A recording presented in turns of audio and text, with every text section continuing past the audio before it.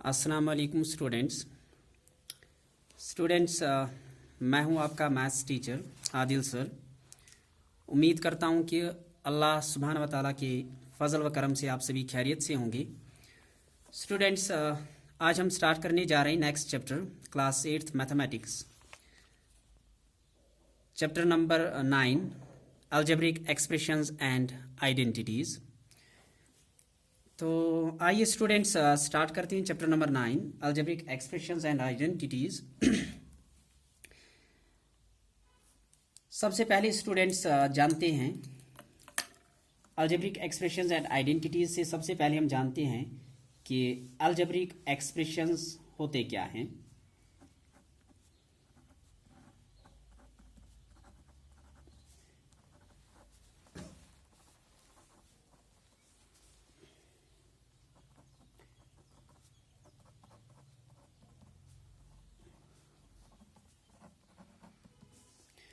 तो स्टूडेंट्स जानते हैं अलजेब्रिक एक्सप्रेशन।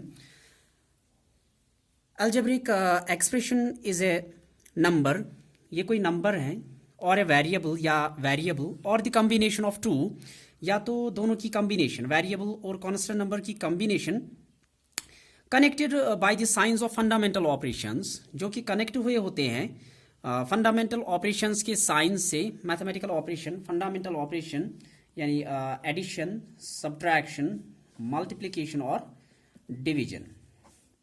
तो स्टूडेंट्स अलजेब्रिक एक्सप्रेशन क्या होता है?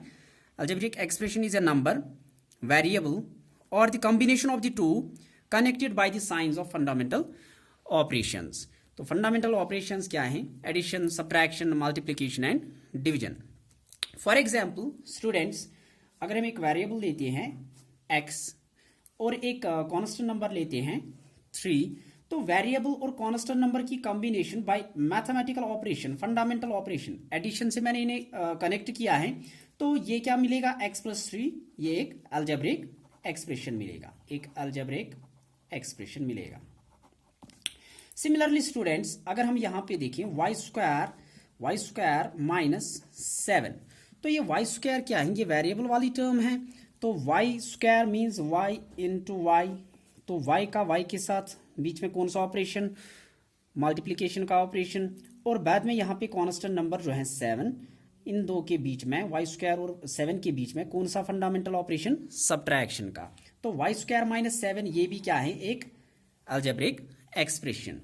और सिमिलरली स्टूडेंट्स, यहाँ पे 7x² प्लस 8xy² -9, तो ये भी क्या है? एक अलजेब्रिक एक्सप्रेशन। इसमें भी क्या कनेक्ट हुए हैं, क्या कंबाइन हुए हैं? वेरिएबल्स और constant numbers by the signs of fundamental operations. तो ये भी एक अलजेब्रिक एक्सप्रेशन कहलाएगी। नाउ स्टूडेंट्स, यहाँ पे हमने अलजेब्रिक एक्सप्रेशन में बात की वेरिएबल्स और कांस्टेंट नंबर्स की। तो स्टूडेंट्स आइए जानते हैं वेरिएबल क्या होता है, कांस्टेंट क्या होता है। तो स्टूडेंट्स सबसे पहले हम देखते हैं इसमें कांस्टेंट। स्टूडेंट्स कांस्टेंट क्या होता है? कांस्टेंट एक सिंबल होता है, a symbol which has a fixed numerical value, या which has a fixed numeral value. तो सिंबल, ऐसा सिंबल जिसका एक फिक्स्ड न्यूमेरिकल वैल्यू हो, उसे हम कांस्टेंट कहते हैं। फॉर एग्जाम्पल अगर हम एक एक्सप्रेशन लेते हैं, इन द एक्सप्रेशन 5x + 7, इस एक्सप्रेशन में ऐसा सिंबल हमें देखना है जिसका एक फिक्स्ड न्यूमेरिकल वैल्यू हो, तो वो कौन सा है? 7। तो 7 का एक फिक्स्ड वैल्यू है। अगर हम 7 का फेस वैल्यू देखें, दैट इज ऑल्सो 7 का फेस वैल्यू 7 ही रहेगा। दैट मीन्स ये वाला वैल्यू जो है, ये 7 का वैल्यू चेंज नहीं होगा, इसलिए ये फिक्स्ड वैल्यू कहलाएगा, और इस फिक्स्ड वैल्यू को हम कांस्टेंट कहते हैं। तो स्टूडेंट्स देखते हैं वेरिएबल क्या होता है।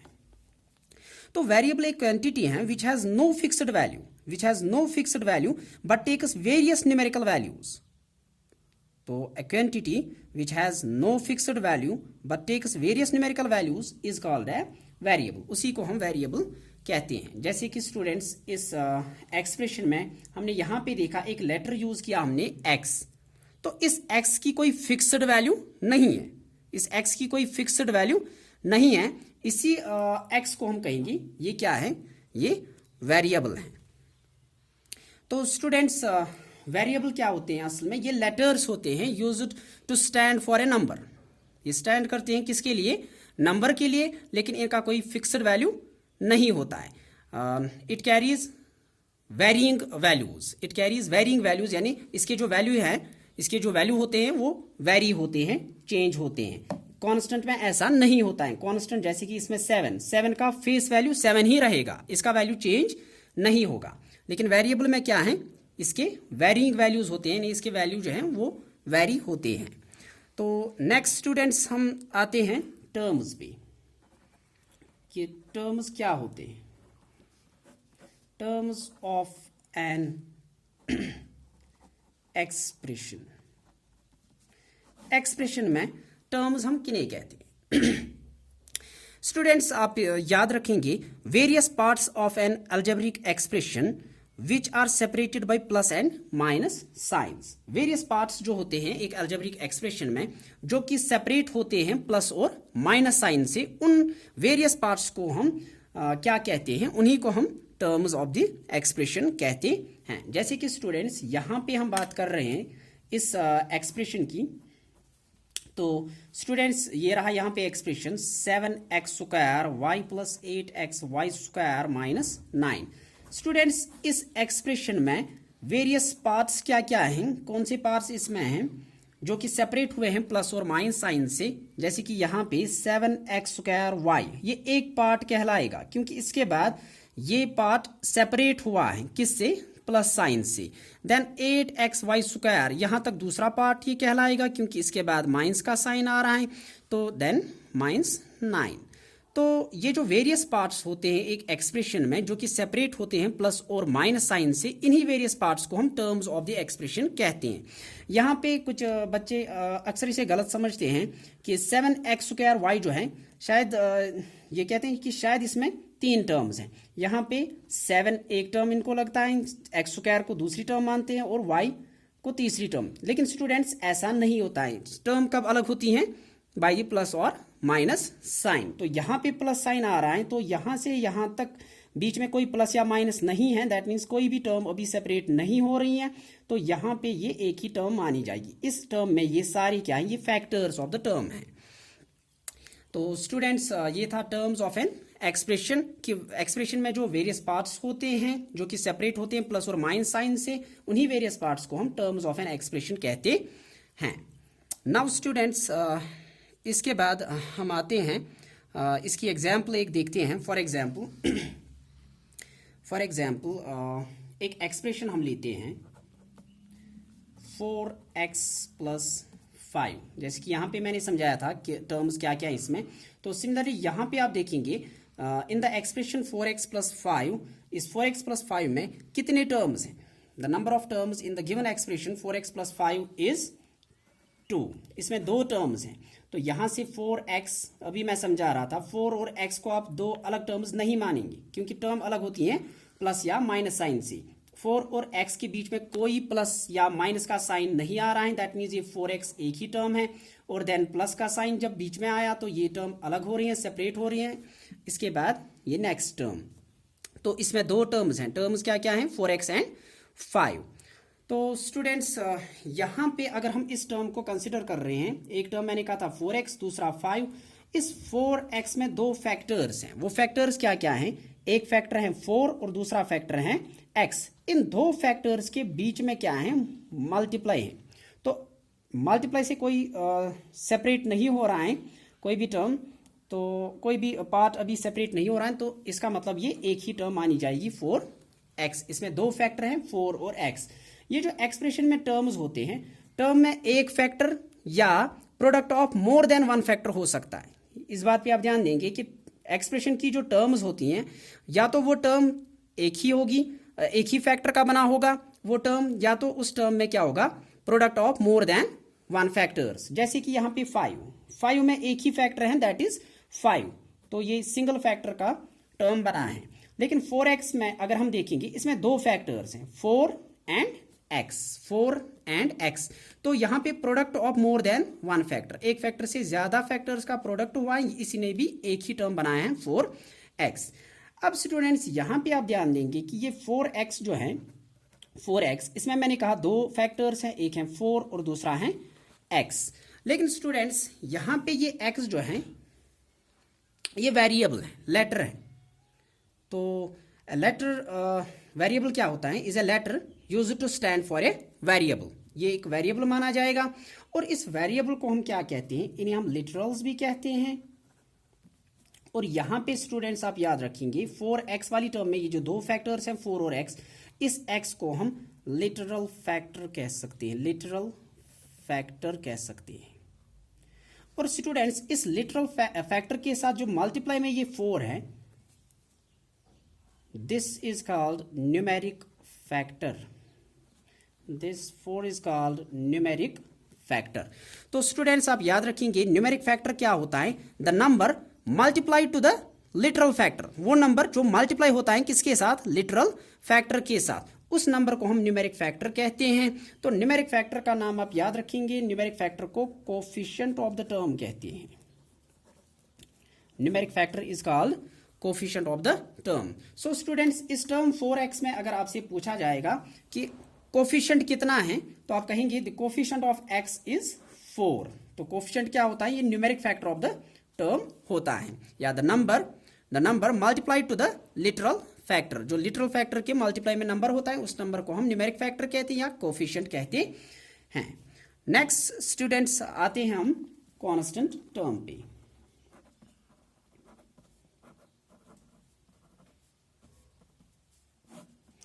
तो स्टूडेंट्स आइए समझते हैं कि कांस्टेंट टर्म क्या होता है एक एक्सप्रेशन में।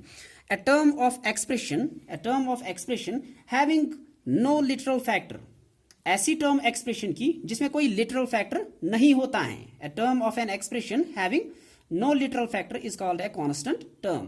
जैसे कि स्टूडेंट्स यहाँ पे हमने ऊपर एक एग्जाम्पल ली थी 4x plus 5, 4x plus 5।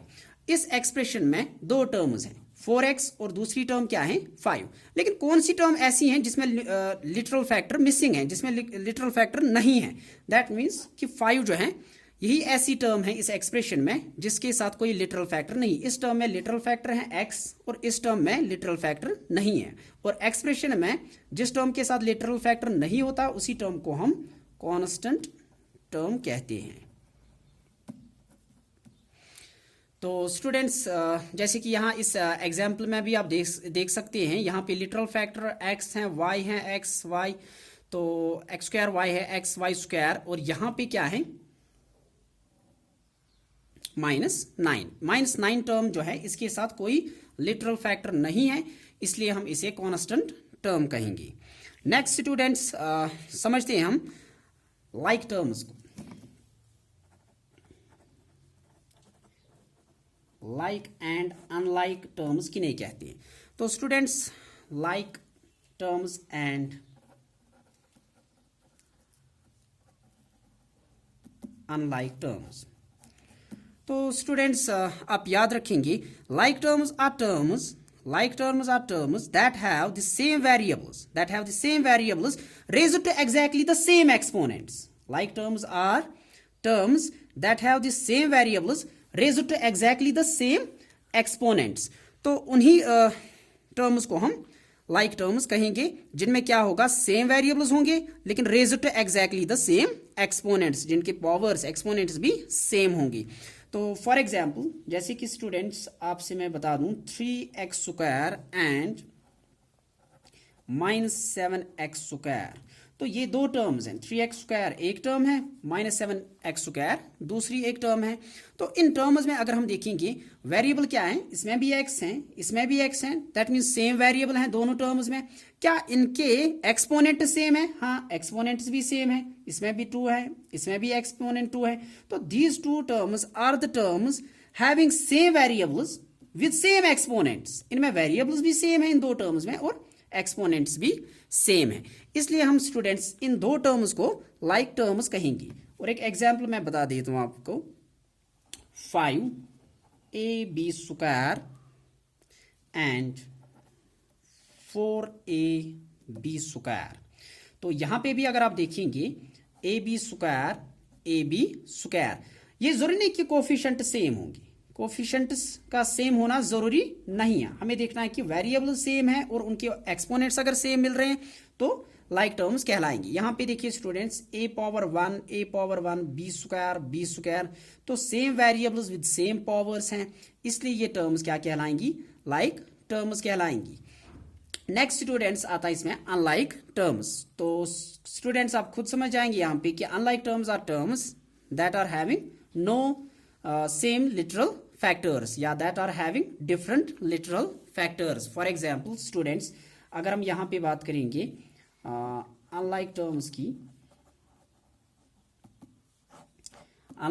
की अगर हम बात करेंगे, for example 7x and 8y, तो ये दो टर्म्स हैं, इनमें डिफरेंट लिटरल फैक्टर्स हैं, वेरिएबल्स जो हैं वो डिफरेंट हैं x और y, तो ये अनलाइक टर्म्स कहलाएंगे। या इस तरह की एग्जाम्पल आप लिखेंगे x² एंड 7y²x। स्टूडेंट्स यहाँ पे x का पावर कितना है, 2 है, लेकिन यहाँ पे x का power 1, y power 1 but y का पावर 2, तो ये जो है ये कहलाएंगे अनलाइक टर्म्स।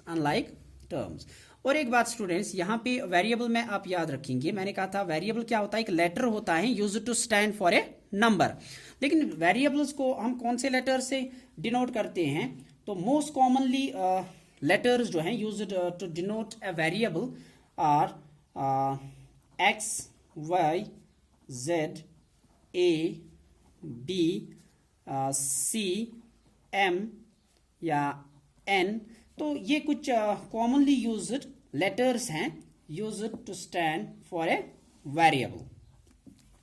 तो स्टूडेंट्स मैथ्स में यहाँ पे कुछ ऐसे भी लेटर्स होते हैं जिन्हें हम वेरिएबल्स के लिए यूज़ नहीं करते, उनकी कुछ कुछ स्पेशल इंपॉर्टेंस होती हैं, उन्हें हम वेरिएबल्स के तौर पे यूज़ नहीं करते। जैसे कि लेटर ई के बारे में बता दूं, लेटर ई जो है इसकी एक स्पेशल इंपॉर्टेंस है, इसे हम यूज़ करते हैं, इसका इंपॉर्टेंट यूज़ क्या है, इसे हम यूज़ करते हैं as the base of natural logarithm, as the base of natural logarithm.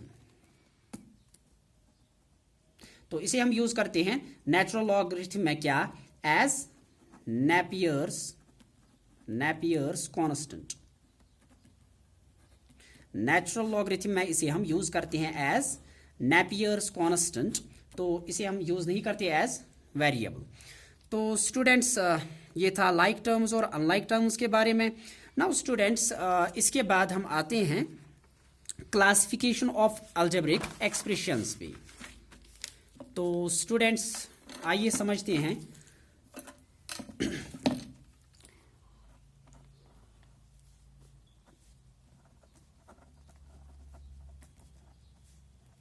Classification of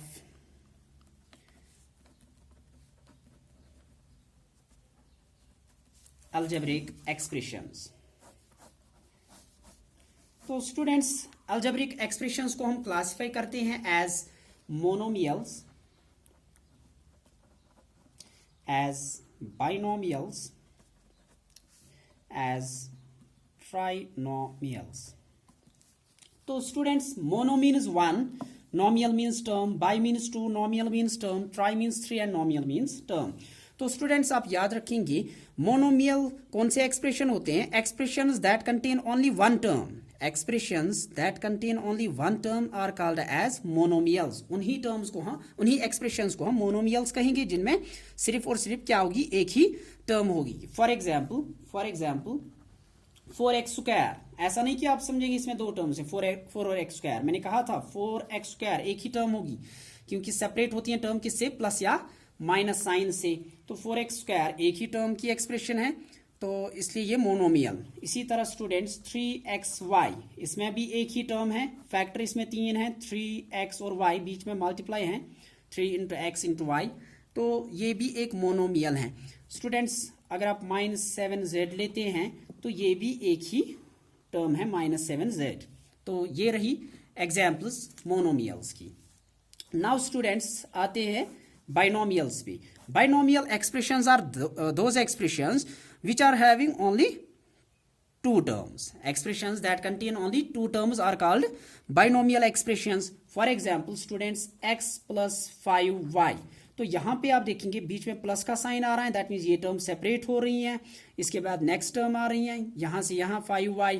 तो x का कोफिशिएंट यहाँ पे अगर आपको पूछा जाए that is 1x plus 5y. तो इसमें कितनी टर्म्स है इस एक्सप्रेशन में? दो टर्म्स हैं, एक है x और दूसरा है 5y. तो इसलिए इसे हम बाइनोमियल एक्सप्रेशन कहेंगे. या a प्लस b अगर आप लिखें तो इसमें भी इस एक्सप्रेशन में भी दो terms 1a and 1b. Next students आता है trinomials. Expressions that contain three terms are called trinomial expressions. जैसे कि students 2x plus 3y minus 5. इसमें तीन टर्म्स आ रहे हैं, एक टर्म, दो टर्म्स और तीन टर्म्स. -5 तीसरी टर्म है इसमें. तो इसे हम ऐसे भी लिख सकते हैं 2x प्लस 3y. इस माइनस को हम प्लस इंटू -5 इस फॉर्म में लिख सकते हैं. तो यहाँ पे आप देखेंगे ये रहा एक टर्म, ये रही दूसरी टर्म और तीसरी टर्म जो है वो हम -5y. -5y तीसरी टर्म है इसमें. तो स्टूडेंट्स यहाँ पे देखिए लिटरल फैक्टर x है, लिटरल फैक्टर y है और यहाँ पे कांस्टेंट टर्म जो है दैट इज -5. x का कोफिशिएंट 2 है, y का कोफिशिएंट 3 और कांस्टेंट टर्म जो है दैट इज -5. नाउ स्टूडेंट्स आते हैं इसके बाद पॉलिनोमियल्स पे. तो स्टूडेंट्स पॉलिनोमियल आप याद रखेंगे, पॉलिनोमियल क्या होता है? ये ऐसी एक्सप्रेशन होती हैं जिसमें चाहे एक टर्म या एक से ज्यादा टर्म्स हो लेकिन with non zero coefficient. Non zero coefficient होने के साथ साथ वेरिएबल्स का पावर जो होगा, एक्सपोनेंट जो होगा वो भी नॉन नेगेटिव होना चाहिए. तो आप याद रखेंगे इन जनरल कि एन एक्सप्रेशन तो पॉलिनोमियल क्या होता है? एक एक्सप्रेशन होती है कंटेनिंग, जिसमें कितनी टर्म्स हो? कंटेनिंग वन और मोर टर्म्स, जिसमें एक या एक से ज्यादा टर्म्स. दैट मीन्स मोनोमियल भी पॉलिनोमियल हो सकती हैं, बाइनोमियल भी पॉलिनोमियल्स में हैं और ट्राइनोमियल भी पॉलिनोमियल हो सकती हैं. लेकिन आगे कंडीशन क्या है? With non zero coefficients, with non zero coefficients and with, और क्या होना चाहिए स्टूडेंट्स? विद वेरिएबल्स जो है उनका क्या होना चाहिए? Having non negative exponents. Having non negative exponents is called polynomial. तो उसी एक्सप्रेशन को फिर पॉलिनोमियल कहेंगे. तो स्टूडेंट्स ये था पॉलिनोमियल्स के बारे में. तो स्टूडेंट्स आज के लिए इतना काफ़ी है. I hope